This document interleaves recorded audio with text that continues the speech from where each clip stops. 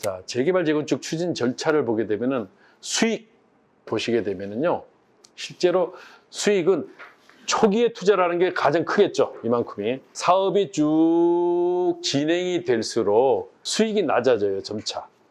그런데 아까 말씀드렸다시피 이렇게 되면 얼마나 좋겠습니까? 세상 이치가. 근데 그게 아니에요. 롤러코스터를 타죠, 이렇게.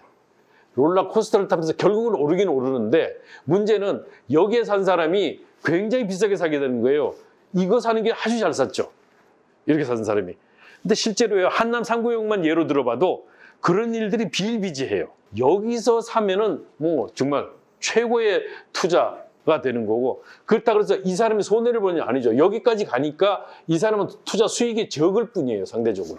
실제로는 어디서 문제가 되냐면, 늘 보면은 여기서 기본계획에서 정비구역으로, 구역 지정 단계로 가버리면은요, 실제로 이만큼의 수익률, 여기서 투자한 사람은 여기서 사야 되는데 실제예요.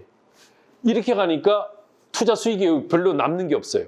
늘 보면 여기서 있다가 조합 설립인가가 나게 되는데, 조합 설립인가가 나는 이 단계로 가면은 쭉 한번 움직여요. 이렇게 여기 올라가서 쭉 왔다가 살짝 빠졌다가 또 올라가요. 이렇게. 그래서 아까 제가 그린 이걸로 움직이게 되거든요. 조합 설립인가 전에 가격 조정이 반드시 한번 있게 돼요. 조합 설립인가를 받고 나서 가격이 오르고 나면은 사업 시행인가 단계 전 단계까지 또 줄 미끄러져요.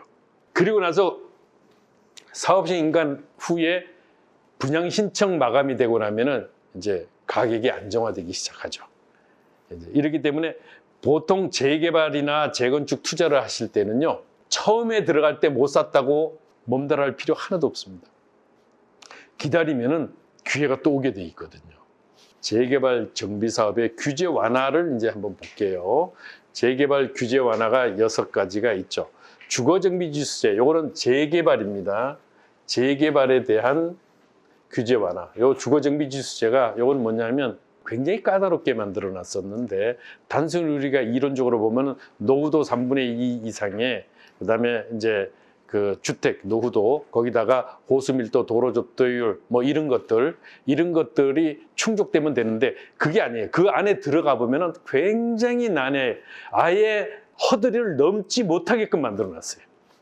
그런데 그런 것들이 아예 폐지를 시켜버렸어요. 그래서 신속 통합 계획을 통한 구역 지정, 그래서 기간 단축 및 지원을 이제 해주겠다는 거고, 특히 주민 동의를 간소화해서 사업을 빨리 진행되도록 이제 진행합니다. 여기서 그럼 단순히 행정적으로만 규제 완화를 해주면 되지를 않죠. 무엇보다도 사업성을 좋게 만들어야 되거든요. 사업성이 좋아야 사업이 빨리 진행되거든요. 이 사업성을 좋게 하려면은 층고 제한을 풀든가 용적률을 올려주든가 이런 혜택들이 있어야 되죠. 그래서 특히 서울 지역의 2종 일반 주거 지역의 67%가 7층 이하로 돼 있어요. 같은 2종 일반 주거 지역이라도 거의 3분의 2 정도가 층고가 15층까지 올리는 게 아니라 7층 이하로 되니까 아파트 지어봐야 아무 소용이 없거든요. 이래서 이런 부분들에 대한 규제를 이제 완화해서 층을 더 올릴 수 있도록 이렇게 이제 규제를 완화해서 실제로 아파트다운 아파트로 이제 해주겠다. 이제 이런 겁니다. 이런 것들이 이제 되는데, 요거 말고도 이제 실제로는 금융 지원이라든가 행정 지원이라든가 그다음에 법률적 지원, 이런 것들이 동시에 진행될 수 있죠. 그렇다면 규제 완화되는데 서울에 들어가 보면은 실제로 동북권 같은 경우 가장 노후되어 있어서 개발이 필요한 지역, 요거는 재개발이에요. 여기서 지금 재건축이 아니고 재개발입니다. 서울을 5개위권역으로 나눈다고 하면은 현재 동북권이 가장 많고, 그리고 슬럼화되어 있습니다. 요 지역에 대한 이제 정비 사업이 계속적으로 진행되는데, 주택 정비 필요 지역이 170여 개소나 됩니다, 실제로. 그래서 이 부분이 저층 주거지에 대한 이 부분이 굉장히 중요하다.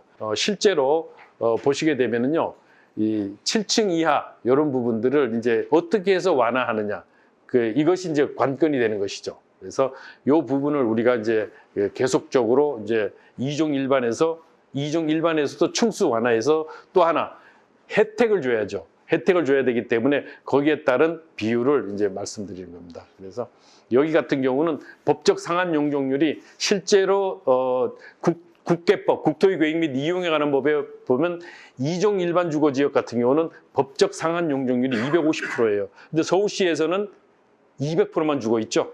경기도는 250%를 주는데 서울시는 200%만 이제 용적률로 허용을 하고 있는데 그것을 이제 250까지도 풀어주겠다. 그래서 실제로 사업성이 개선되도록 해주겠다고 하는 것이죠.